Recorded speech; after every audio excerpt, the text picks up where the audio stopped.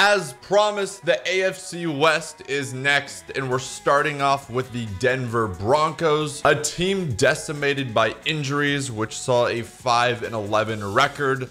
They have not made the playoffs since winning the Lombardi Trophy in 2015. At home, they were 2-6 last year. On the road, they were 3-5, and within the division, they were 1-5. Offensively, they ranked 23rd in the NFL, averaging 335.6 yards per game. And defensively, they were tied for 20th, giving up 367.9 yards per game. Just one day before the NFL draft, the Denver Broncos made a domino effect move that saw them acquire quarterback Teddy Bridgewater from the Carolina Panthers. And little did we know the ripple it would cause across the NFL draft. In the first round, the Broncos selected Patrick Surtain II, a cornerback out of Alabama. In round 2, they went with Javonte Williams, a running back from North Carolina.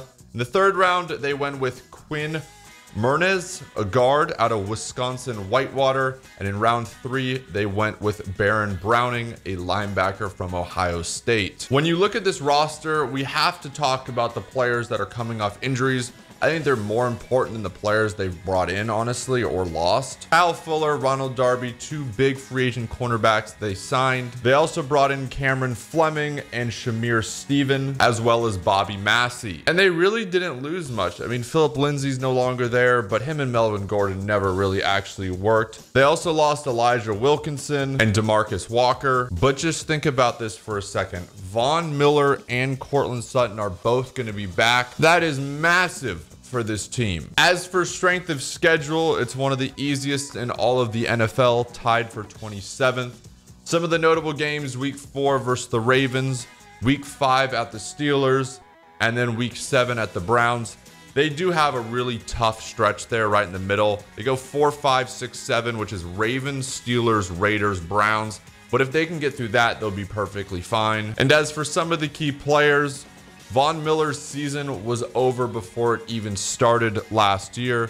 The star defensive end suffered a season-ending tendon injury, which costed him all of 2020. But he is back, and hopefully we get the chance to see him and former first-round pick Bradley Chubb finally on the field together for a full season. On the offensive side of the ball, it's anyone's guess who will start week 1. I personally think it should be Locke, and if he's not performing, you bring in Teddy. Kind of like what the Chicago Bears did with Mitchell Trubisky and Nick Foles. One of these quarterbacks needs to step up because there is too much damn talent on this roster to have mediocre quarterback play. Melvin Gordon is entering his contract year and will hope for a big season. While at wide receiver, the Broncos are loaded with young talent. Pro Bowl Cortland Sutton is coming off a torn ACL, and Jerry Jeudy will look to bounce back after an underwhelming rookie campaign. Okay, quick side note, look for a breakout season from second-year wide receiver KJ Hamler. And as a Bears fan, this is just painful for me to talk about because I still can't believe the Broncos actually have Kyle Fuller.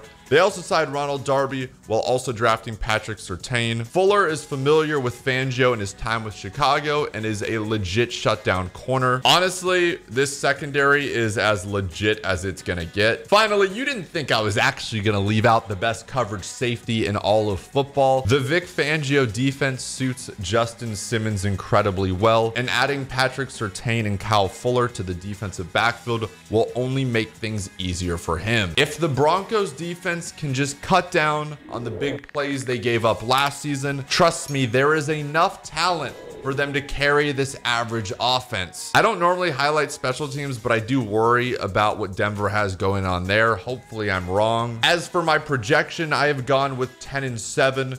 If quarterback play can hold up, their schedule provides double-digit wins. Let's face it, defense has never been the issue, and the return to health of key players on both sides of the ball will ultimately be the deciding factor for the 2021 Denver Broncos.